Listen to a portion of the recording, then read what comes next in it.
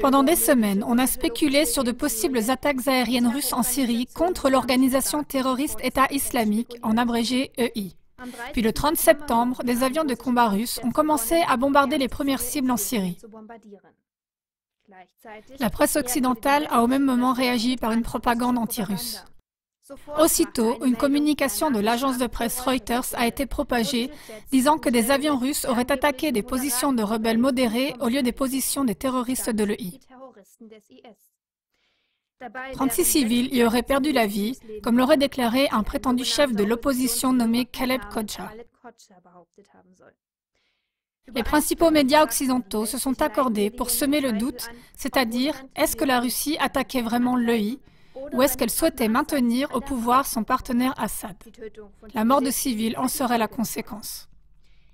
Mais dans quelle mesure ces doutes sont-ils justifiés?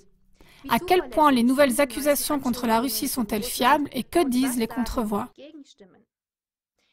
Nous allons l'exprimer en 3 étapes. Premièrement,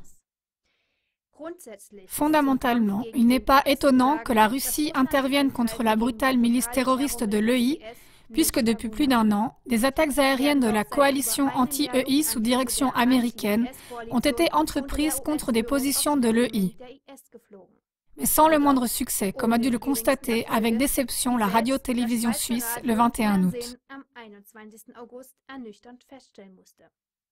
Je cite, « Le combat américain contre l'EI ne se déroule pas comme planifié. » Fin de citation.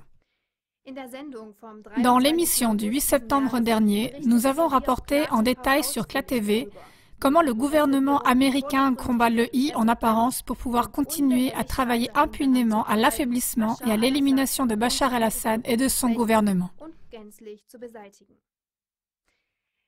Deuxièmement, Poutine a appelé l'intervention de la Russie en Syrie, je cite, « la seule solution dans le combat contre l'EI, contre le terrorisme international ».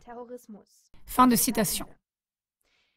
Tout d'abord, on doit constater que les attaques aériennes de la Russie contre les positions de l'EI ne violent pas le droit international. Le droit international autorise l'utilisation de la force armée sur le territoire d'un pays étranger sous 3 conditions. Premièrement, sur décision du Conseil de sécurité de l'ONU. Deuxièmement, comme autodéfense.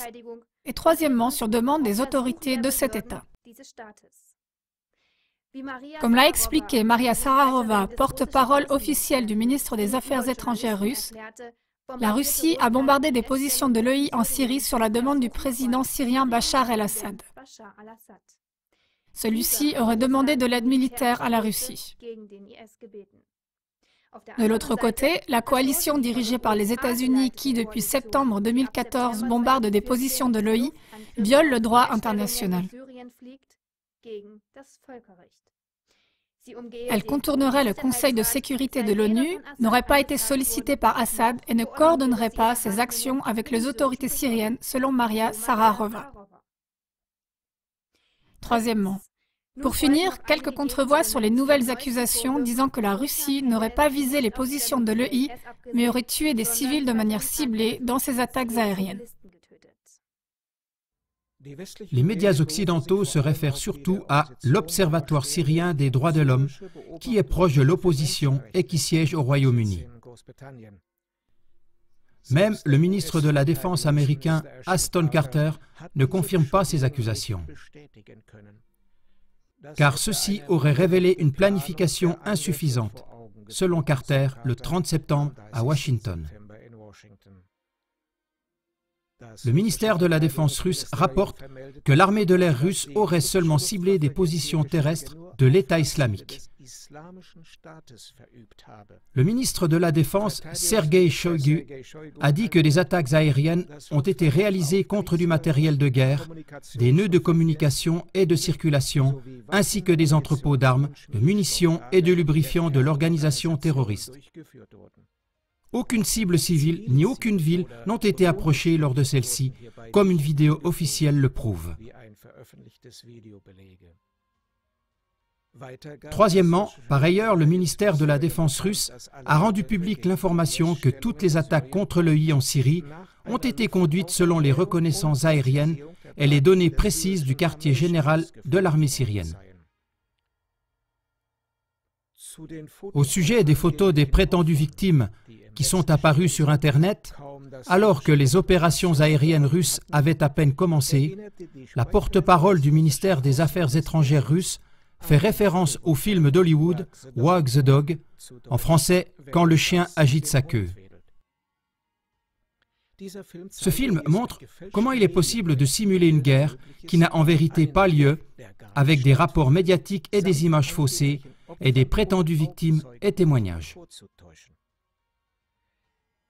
La porte-parole russe, Maria Shararova, explique que les rapports selon lesquels des civils syriens sont morts à cause des attaques aériennes russes font partie de la guerre de l'information.